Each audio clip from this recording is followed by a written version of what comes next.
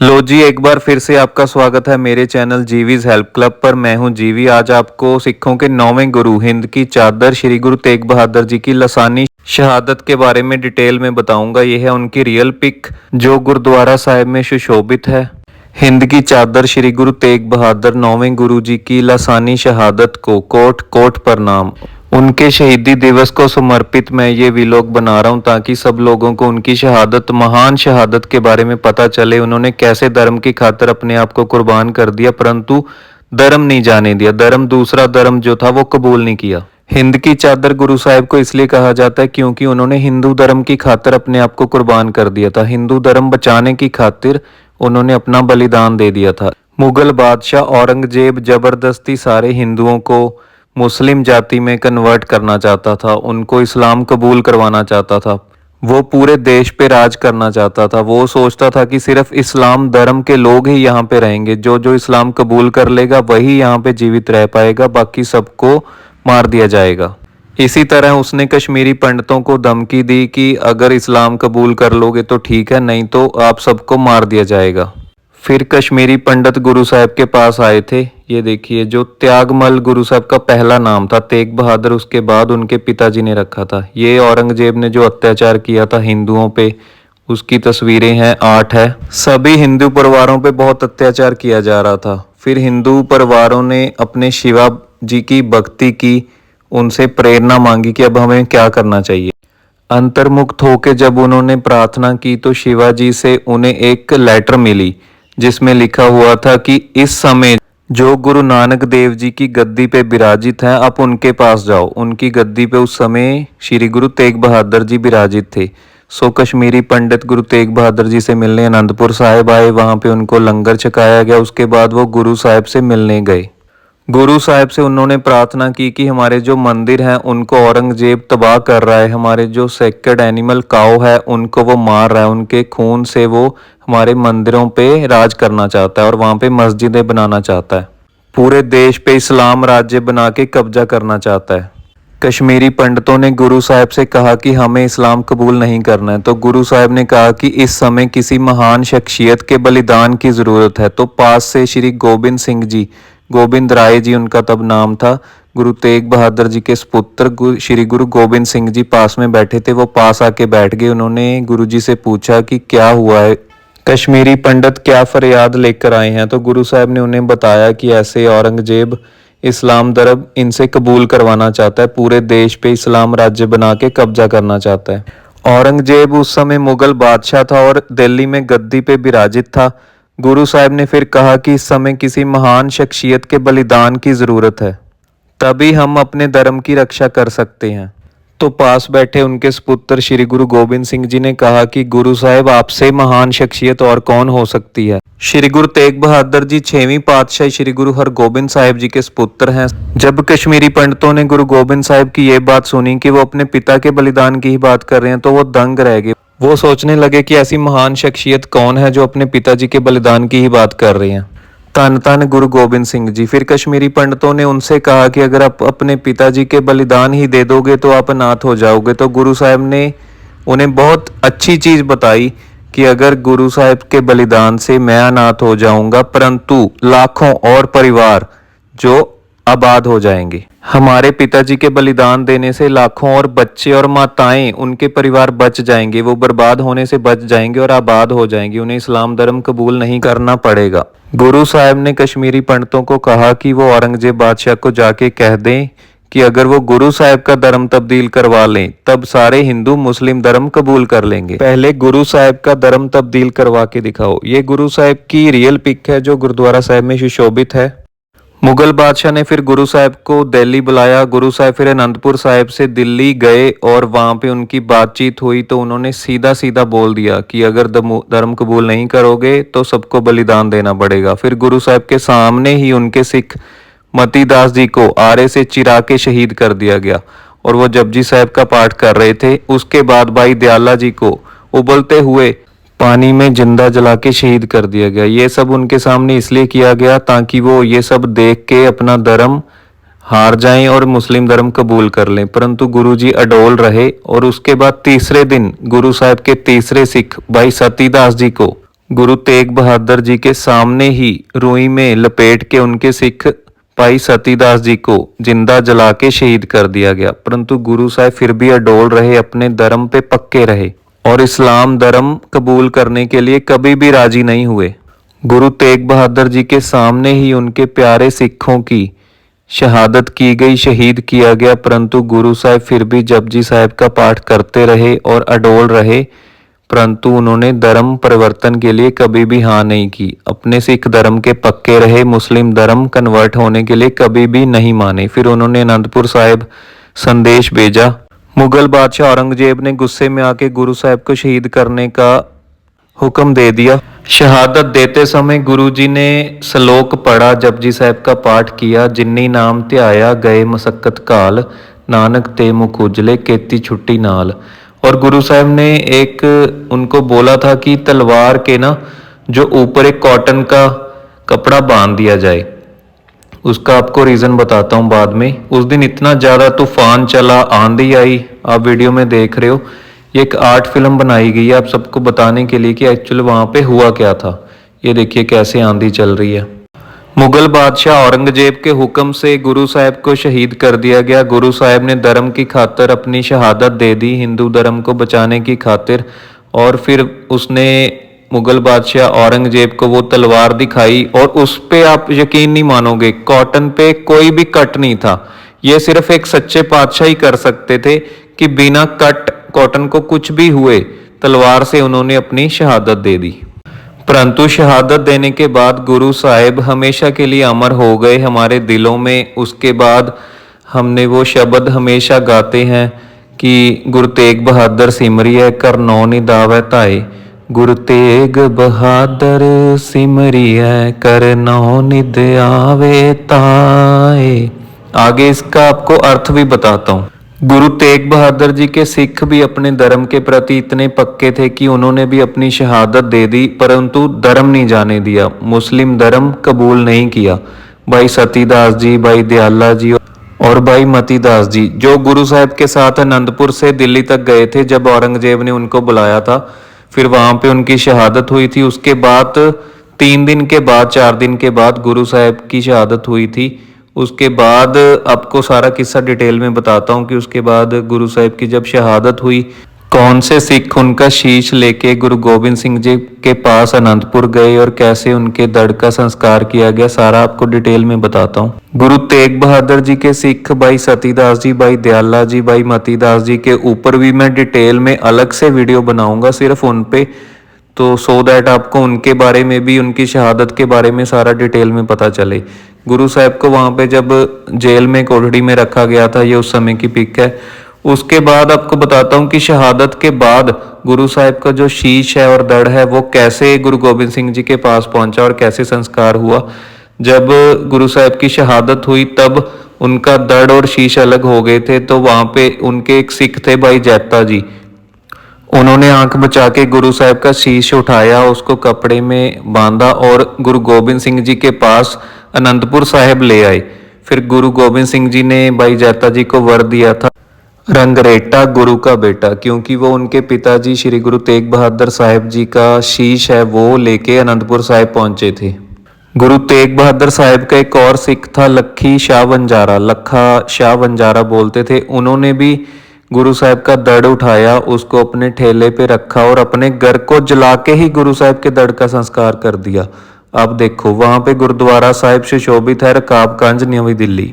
गुरु साहब के सिखों का गुरु साहब के लिए और धर्म के प्रति स्नेह देखो आप कितना ज्यादा था कि लखा शाह बंजारा ने तो अपना घर जला के ही गुरु साहब के धड़ का संस्कार किया। और भाई जैता जी गुरु साहब का शीश लेके अनंतपुर इतनी दूर पहुंचे। मुगल बादशाह के सख्त ऑर्डर थे कि यहाँ से कोई भी चीज हिले ना, कोई बाहर ना जा पाए, फिर भी ये सिख गुरु साहब का जो शीश है वो लेके अनंतपुर साहिब पहुंचे। वहां पे शीशगंज गुरुद्वारा साहिब सुशोभित है और जहाँ पे गुरु साहब के धड़ का संस्कार हुआ वहां पे रकाबगंज गुरुद्वारा साहिब सुशोभित है। और जहां गुरु साहब की शहादत हुई शीशगंज नवी दिल्ली गुरुद्वारा वहां पे सुशोभित है। बहुत ऐतिहासिक गुरुद्वारा साहिब है, हमें एक बार वहां पे जरूर विजिट करना चाहिए, इतिहास के बारे में जानना चाहिए।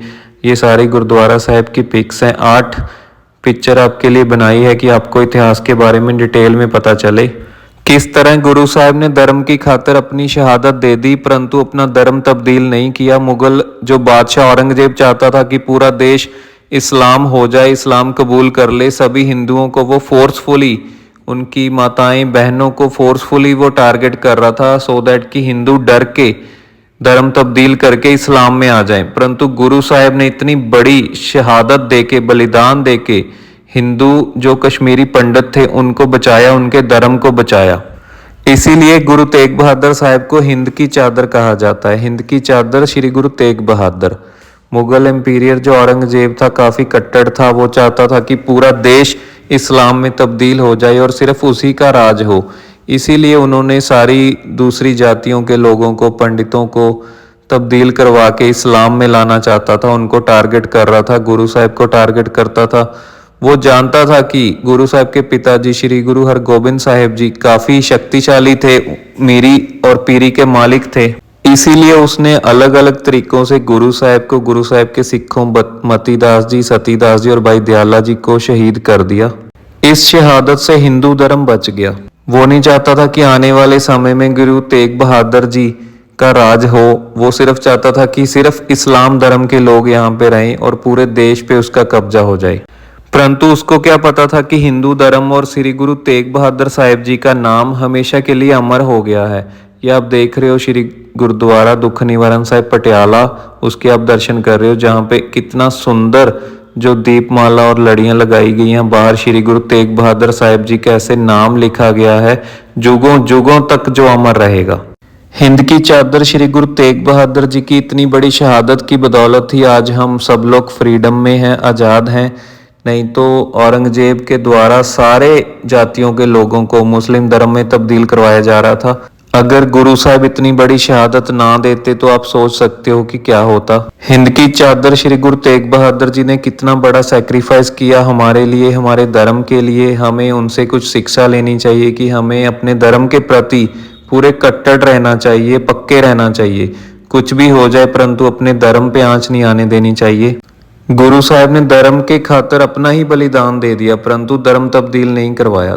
तेग बहादुर सिमरिया कर नौ निदावे ताए, सब थाई होए सहाय। मतलब कि 9 तरह के खजाने आपको मिल जाएंगे अगर आप गुरु तेग बहादुर जी का नाम सिमरोगे, और वो हर तरह की मुश्किल से आपको बचाएंगे। 9वें गुरु श्री गुरु तेग बहादुर साहिब जी। अभी आप दर्शन कर रहे हो गुरुद्वारा श्री दुख निवारण साहिब पटियाला के, जहाँ पे 9वीं पातशाही श्री गुरु तेग बहादुर साहिब जी आए थे और उन्होंने इस शहर को बसाया था, पटियाला को। बाहर यहाँ पे यादगारी गेट बनवाया गया है श्री गुरु तेग बहादुर साहिब जी के नाम से। एक बार आपको यहाँ पे भी दर्शन करने जरूर आना चाहिए, जहाँ पे 9वीं पातशाही श्री गुरु तेग बहादुर साहिब जी ने आके चरण डाले थे।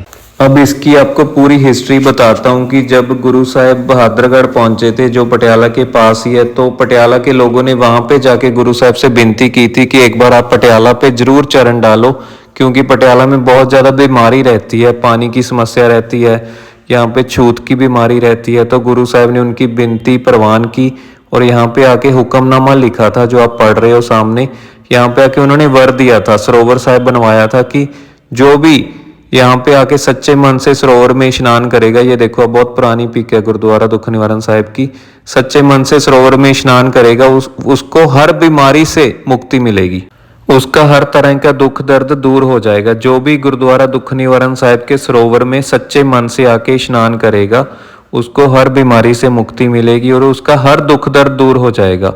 अब आप देख रहे हो पटियाला में लाइफ कैसे चल रही है, कितनी बढ़िया चल रही है। इसके पहले जब यहाँ के लोगों ने जाके गुरु साहब से विनती की थी, तो यहाँ पे कोई सब्जी नहीं उगती थी, फसल नहीं होती थी, पानी की समस्या थी, बहुत ज़्यादा बीमारी रहती थी, लोग बहुत जल्दी बीमार हो जाते थे, बंजर थी जमीन, छूत की बीमारी यहाँ पे थी। गुरु साहब के चरण यहाँ पे आए, उसके बाद यहाँ पे सरोवर साहब बनवाया गया, गुरुद्वारा साहब बना।